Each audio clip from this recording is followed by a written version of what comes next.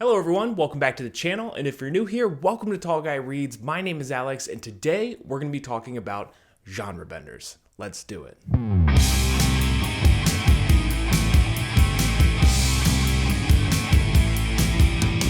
Okay, so genre is a really interesting topic that comes up quite frequently whenever anyone is discussing any type of art. So whether it be music or movies, or in this case, books, genre is something that comes up quite frequently. And it's something that a lot of people develop very adamant opinions on when it comes to what they like or what they dislike about a particular genre. Now, the truth of the matter is, in a world with millions and millions and millions of published books, genre can be a really helpful tool in seeking to understand stories or to develop personal preferences based on a particular genre, or to even have discussions curated around a specific genre, whether it be casual or even critical. However, sometimes when you start digging into it and learning about what constitutes a specific genre or even the subgenres within that genre, it can quickly become extremely overwhelming. And for all of the pros that genre classification can offer us, this fascinating desire we have to assign a category to a book or a story or any other type of piece of art can frequently do a disservice to both the story itself, but also to us as readers. You know, at their core, stories are not one size fits all, and the category of story usually isn't what's important, but rather the story itself, because even a story that feels like it fits a particular genre to the absolute T will more than likely have elements of other genres within the story. Obviously, some books will introduce more elements than others, and while many books are pretty easy to classify as to what bigger genre they belong to, and I love that about them, sometimes I do want to sit down and pick up a book that really pushes the boundary, introduces a whole bunch of elements from a whole bunch of genres to create something that feels so incredibly unique and feels so different from anything else that I've read recently. And that's what today's video is all about, as I go through 5 books that I believe successfully blend multiple genres to create a story that feels so incredibly unique and also transcends any standard definition of the category of story that is being told, while at the same time representing the very best of many of them.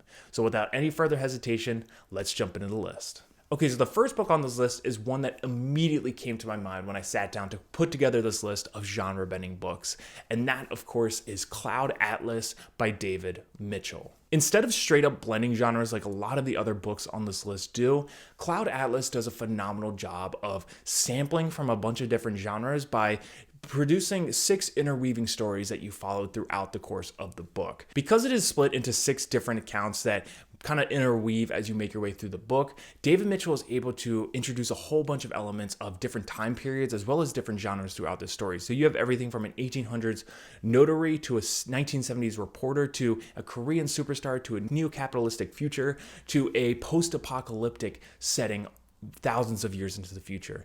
And what happens is that in each one of these stories, they breach time and space to create a very profound journey that you follow each of these individual characters on as they are learning about the reality of what their individual situation that they are going through. And this is just an incredibly profound book that I think, absolutely blew me away the first time I read it. And unfortunately, I haven't read any David Mitchell since, but I know this is a common thing that he does in a lot of his books with these different storylines that kind of converge at different points throughout the story. And this is something that I absolutely love. So I definitely want to read more David Mitchell. I love the themes that he was exploring of reality, time, consciousness, life, death, and the afterlife, and everything that he's exploring in Cloud Atlas. And I can't wait to read more. So Cloud Atlas by David Mitchell is an absolutely mesmerizing book that does a fantastic job of successfully blending multiple genres to create a story that feels so utterly unique. I can't name another story that feels quite like it.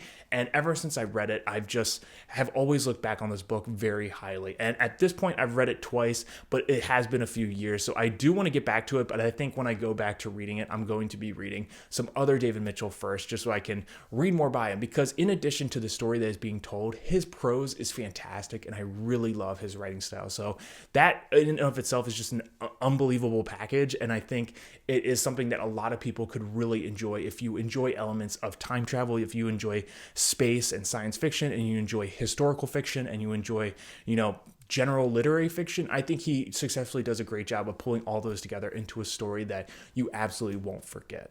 Okay, and the second book that is on this list is one that actually is one of those books that has a very special place in my heart. And this is an author that a lot of people really, really love. And this is also an author that a lot of people really can't stand. And I understand why. I totally get it. I mean, it's the same reason when someone picks up a McCarthy book and says they don't get it. I understand where you're coming from. But for me, Haruki Murakami is an author that has always worked for me and always blown me away. And I think it all stems from this reading experience that I had reading Hard-Boiled Wonderland and the End of the World. Hard-Boiled Wonderland and the End of the World is easily one of the most unique, surreal reading experiences that I have ever had. I mean, it literally felt like I was sitting down and reading a Salvador Dali painting in text form, and I just absolutely was blown away by what I was reading. And at the time, I was getting out of college, and I hadn't been reading frequently at all, let alone consistently for years. And so at that point, I was really trying to reinvigorate my reading, get back into a normal reading schedule. And I remember picking up Hard-Boiled Wonderland and the End of the World, and I was just blown away by this story. At its core, Hard-Boiled Wonderland and the End of the World is basically part science fiction story, part fantasy story, part detective story, part overall mystery. And what happens is that you're following two different parallel storylines as you make your way through the book that kind of bounce back and forth as you make your way through. And one of them is Hard-Boiled Wonderland, which follows this kind of cyberpunk world where you're following this AI cyborg as they're making their way through this mystery detective noir feeling story.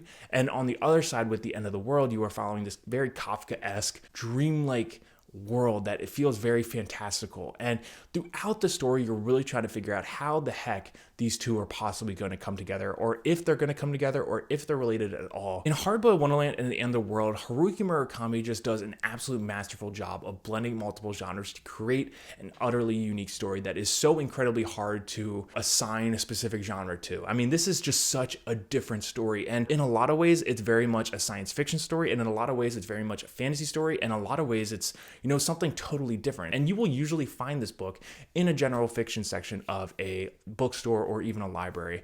But I think because of that, I think if you were a huge fan of science fiction and fantasy and you were looking for something that is very surreal or something that has that dreamlike quality to the reading experience, definitely check out this book because I think Murakami absolutely nails that. And it's always going to be one that I would recommend to people that haven't read Murakami before, because even though it's not usually the first go-to recommendation by a lot of people, for me, I think it's a great place to start, as it has all the weirdness and the dreamlike quality that makes a lot of Murakami's books stand out from its peers. But also it's short, it's pretty easy to follow in terms of the two storylines that you are following along the way. And while there are bizarre things that are going on, they all make sense and they all come together in a way that I just think is very satisfying. So overall, Hard-Boiled Wonderland and the End of the World is just a captivating novel. I absolutely love this book, and I would love to reread it soon because it's been a few years and I just absolutely love this book. But I do have some other Murakami books I haven't read yet, actually, that I do want to read before going back to rereading this one. But I do love this one, and I wanted to include it on this list because I think it absolutely does a fantastic job of blending multiple genres to create something that is so incredibly unique. All right, and the third book on this list is one that is written by one of the most respected and imaginative minds that has graced planet Earth over the last 100 years, in my opinion.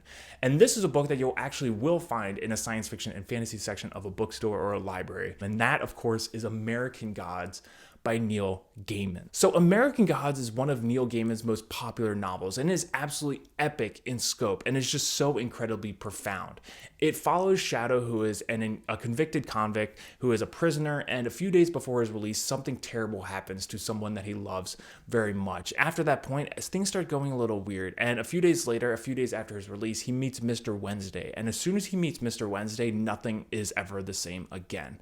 They go on this journey across America that really explores a lot around the psychology of American identity and obsession with identity, and it has a lot of explorations in religion, of mythology and folklore, and a lot of things get intertwined in this basically epic story that is so hard to classify. Like, I totally understand why this book is in the science fiction and fantasy section of a bookstore or a library, because it very much is fantastical. But I think on top of that, this loops in so many other types of genres. I mean, you have mystery, you have folklore, you have Americana, you have Western, you have things that you'll find in like general literary fiction and historical fiction very frequently that are very heavily in this book. And for me, I always found that American Gods was one of those books that, while it absolutely is a fantasy and science fiction book, it read like I was reading something that was very different from anything else that I was reading in the fantasy and science fiction section. And I think, it's just an incredibly profound book. The first time that I sat down and read this book, I'm going to be honest,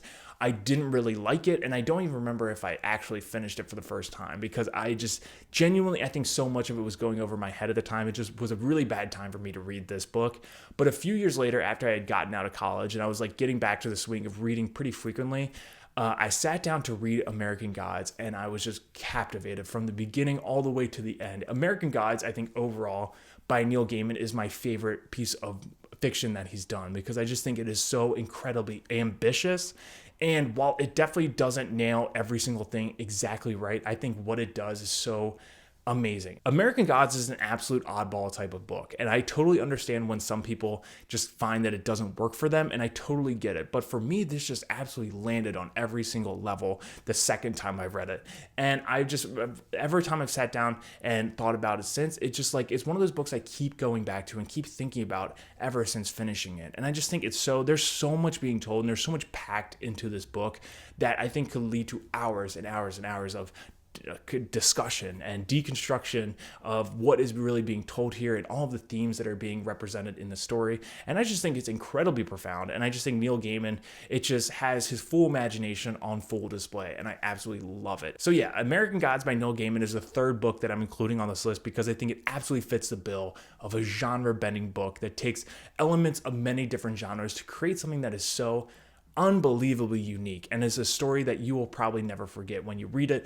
whether you like it or not, or whether you just kind of like it but you don't absolutely love it. I think regardless, it is a very unique reading experience, and there is potential for you to get a lot out of it when you sit down to read this book. So yeah, American Gods by Neil Gaiman is the next book on this list. Okay, so the fourth book on this list is one that means a lot to me. This is a book that I remember reading years and years ago, and since then I've just been reading, so many of his books and his stories my entire life, for as long as I can remember. But I, of course, am talking about the absolutely legendary Kurt Vonnegut, and this is Slaughterhouse-Five. Slaughterhouse-Five is Kurt Vonnegut's semi-autobiographical anti-war science fiction novel. It blends all of these genres to create something that is so incredibly profound and unforgettable, and deserves absolutely every single praise that it gets. It follows the life of Billy Pilgrim from his early years all the way to when he becomes a serviceman in World War II. And it jumps through different time periods of his life, because Billy Pilgrim himself is jumping through different periods in his life as you make your way through the story. But everything that is going on revolves around a single event, and that is the bombing of Dresden and Billy Pilgrim's survival as a POW during this event. Now, this is so incredibly profound, because this is a very similar thing that happened to Kurt Vonnegut himself during World War II. Very much so, Kurt Vonnegut is writing himself into the story, as he has a very strong message that he wants to say about war in the story, but at the same time looping in what makes Kurt Vonnegut so unique. The surreal quality to the story and the science fiction elements that make themselves more apparent as you make your way through the story add to that satirical, ironic humor that Kurt Vonnegut is very much known for in this story and a lot of his other books that he's written. Simply put, Slaughterhouse-Five is one of the greatest books I've ever read. I think it's one of the greatest books ever written. I don't think it's talked about enough. I think it's one of those books that sometimes is forced to read in school, but a lot of times isn't. And I think this is just such an incredible story that really shows genre bending at its best. It's blending multiple types of genres that aren't even all fiction. I mean, you're blending semi-autobiographical straight up at face value with fiction and science fiction and historical fiction and a lot of things that come together in a package that is just so different and then anything else you will ever read. I promise you. I mean, this story is bizarre. And at the same time of being bizarre, it's exploring one of the most harrowing events in history, and especially military history. And it's just such a personal reading experience that you will experience as you make your way through this book. And I think it just absolutely deserves every single type of praise that it's ever received. And I hope more people continue to pick it up, because I don't hear many people talking about Vonnegut that much anymore. And I just think he's an amazing author. I think he's such an important author. And I think Slaughterhouse-Five is his absolute best work and has everything that he's so well known for on full display, on full tilt, and it has that personal quality of being so regimented and so connected to something that happened to him specifically as he experienced in World War II. So this is just a book that I absolutely hold so much high regard for. I love it. I love Kurt Vonnegut, and I want more people to read this book. So I'm including this on this list because I think it's an unbelievably good example of a book that blends multiple genres to create something that transcends any conventional definition of one standard genre to create a story that is so unique, and you'll never forget it when you read it. Okay, and the last book on this list is one that I had to include on this list, and is probably the first or second book that came to my mind when I sat down to put together all the books that I wanted to include on this video. And that is 11/22/63 by Stephen King. 11/22/63 revolves around Jake Epping, who is a teacher in the state of Maine, who gets sent back in time by his friend Al to the year 1958 with the sole mission of preventing the JFK assassination in 1963. And what results is one of the most profound, epic, and imaginative works in King's bibliography. And it just is an absolute masterpiece of genre-bending fiction, in my opinion. I really think that this is such a really good book, and I think Stephen King does a fantastic job of blending so many different types of genres here in the story. I mean, you have science fiction with time travel that is going on, you have mystery, you have thriller, you have suspense, you have romance, you have historical fiction. You're just living the daily life of Jake Epping as he's building a life in the past, and it's just so amazing to watch. And it hits on all of the nostalgia feels, and it even did this for me, who was obviously wasn't even around or even a thought in 1963 or in 1958. And I just absolutely loved being in this world that Stephen King had built here. So in my opinion, as someone who has read a lot of Stephen King, I love recommending this book because I think that this kind of is so different from so many other books that he's written. I think that it is not a horror book at all. I really think that this is a book that will appeal to so many types of readers because it pulls from so many different types of stories and categories of stories and genres to create a book that has so many relatable themes and has just such a heartwarming, heartbreaking storyline going on that I think a lot of people will really connect with and will really enjoy, regardless of what type of reader they would usually consider themselves. If they're usually a science fiction reader, if they're usually a fantasy reader, if they're usually a horror reader or a historical fiction reader, I think most people will find something to connect with in this book. And I just think there's so much here that Stephen King has to offer you as a reader. But yeah, 11/22/63 by Stephen King is a book that I had to include on this list because despite the fact that King does a lot of different genre bending in many of his other books, I think 11/22/63 is an absolute masterpiece of genre bending fiction and really is Stephen King going full tilt on blending multiple genres together to create a story that feels so unique to anything else that you might realize and is so much more to offer than just what you think the story might be about. Because even though, yes, it is centered around the JFK assassination in a way, there's so much more going on here, and you're really just diving into the life of Jake Epping, and I just think it's an absolute wild journey that many, many readers will connect with. Okay, so overall, those are the 5 books that I wanted to recommend today. I think all 5 of these books do an absolutely phenomenal job of introducing elements of multiple genres to create stories that feel so incredibly unique and represent, the very best or a really good representation of multiple different genres that they're encompassing. I think so many of these books will appeal to so many different types of readers, regardless of what type of reader you may primarily consider yourself, whether you consider yourself primarily a romance reader or a mystery reader or a thriller reader or a sci-fi fantasy reader or a historical fiction reader. I really don't think it matters. I think genre bending fiction is so cool because it is so aggressively introducing elements of other genres to the point that the story kind of transcends all of them, and you can really just focus on the story and the themes being explored and the characters being, built along the way. And I just think these are so unique. I think they're so profound, and I absolutely love all 5 of these books. And I have a whole list of genre bending fiction that I really enjoy. So if you like this video, let me know, because I would love to make more videos like this. So hopefully you like this video. If you did, please think about subscribing, hitting the bell notification down below if you want to get more updates of new videos as they come out. Hitting that like button, it helps me out, helps the channel out a lot, and I really appreciate it. But with all that said, and with all that out of the way, I hope you guys have an absolutely fantastic day.